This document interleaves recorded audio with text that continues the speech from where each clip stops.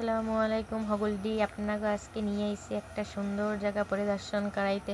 অনেকেই হয়তো এই জায়গায় আসেন না, এই জায়গাটা দেখেন না, এটা কোথায় কি বিষান্ত তো চিন্তা করতেছেন এটা কোথায় নিয়ে এলে। পুরনো একটা ভাঙ্গাচুরা বাড়ি। আসলে এটা পুরনো ভাঙ্গাচুরা বাড়ি না, এটা হচ্ছে গিয়ে একটা ঐতিহাসিক স্থান। এই স্থানটা বললে পর আপনারা সবাই চিনতে পারবেন, সবাই কবেন ও বাবা এটা তো আমরা অনেকেই দেখি নাই, অনেকেই আমরা আশা আছে কিন্তু দেখতে পারিনি। এটা হচ্ছে গিয়ে বাঘ জন্মানোর স্থান। বাঘ জন্মানোর স্থান শুনে আপনারা একটু অবাক হয়ে যাইতেছেন না? বাঘ জন্মানোর স্থান মানে কি? এই জায়গায় কি বাঘের বাচ্চা জন্মগ্রহণ হয়? হ্যাঁ রে ভাই বোন সবাই, এখানে বাঘের বাচ্চাই জন্মগ্রহণ করেছে। বাংলার বাঘের জন্মস্থান এটা। বাংলার বাঘকে আমরা সবাই চিনি, শেরে বাংলা একে ফজলুল হক। তারে চিনি না বা তার সম্পর্কে জানি না এমন কোনো মানুষ বাংলায় বাইরে পুরা রাষ্ট্রে জুড়ে এমন কোনো দেশে নাই যে তারে চেনে না বা তার সম্পর্কে জানে না এমন কোনো মানুষ আছে। এইটা হচ্ছে তার জন্মস্থান। আসলে তার জন্মস্থান কোনখানে, তার ঘরটা কিন্তু আমি এখনো দেখাইনি, আমি মাত্র আসছি। এটা হচ্ছে কাছারিগড়, মুখবাসায় যে কয় এটা কাছারিগড়, এইটাই হয়েছে এই কাছারিগড়। এখানে বসে সে নাকি খাজনা উঠাইতো, তারপর গ্রামে যত সালিশি বিচার কানুন যত মানুষ নালিশ নিয়ে আইতো এই জায়গায় বসে এই সুশাসন করতো উনি। এখানে বসিয়া এইখানে সুন্দর করে এইখানে করতো। অনেক পুরনো একটা ঘর এটা, অবশ্য আমরা না দেখলে বুঝতামই না যে এটা অনেক কত পুরনো একটা ঘর।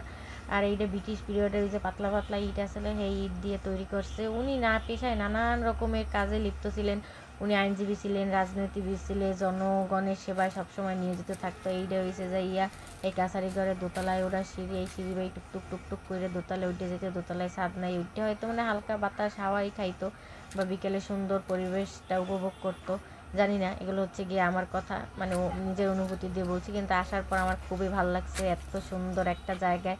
এখন আমি আপনাদেরকে দেখাবো যাইয়া উপরে উঠতে একটু চারিপাশটা ঘুরাইয়া যে কত সুন্দর ভিউ। অবশ্য কাগজ ফুলগুলো একটু বেশি সুন্দর, লাল চকমকো চকমকো করতেছিল। না আসলে বুঝতেই পারবেন না যে এই জায়গাটা কত সুন্দর বা কত ভালো লাগে। হয়তো পুরনো দেখতে ভালো লাগে না, কিন্তু কিছুক্ষণ পর মনটা একেবারে জুড়াইয়া যায়। উনি বাংলার জন্য অনেক কিছু করতেন, উনি অনেক কিছু করেছেন বাংলার জনগণের জন্য। ওনার অনেক অবদান আছে আমাদের এই বাংলার স্বাধীনতার পিছনে, বাংলার জনগণের পিছনে। এই হচ্ছে তার সেই বাড়ি, এইখানে বসিয়া সে জন্মগ্রহণ করেছে। এইখানে ভিতরটা একটু আপনাদেরকে ঘুরেই ফিরেই দেখাইতে পারলে আমার মনটা একেবারে জুড়েই যেত। কিন্তু দুঃখের বিষয় হচ্ছে যে তালাবদ্ধ করা, কাউরে ঢুকতে দেয় না। যারা এর পরিচর্যা আছে তারাই একটু ঢুকতে পারে, দেখতে পারে। আপনারা দেখে রাখেন কত সুন্দর এইখানে সব কিছু বিস্তারিত তার সম্পর্কে দেওয়া আছে। তার এই নাম ফলকে আপনারা এইখান থেকে সব কিছু জানিয়ে নেবেন।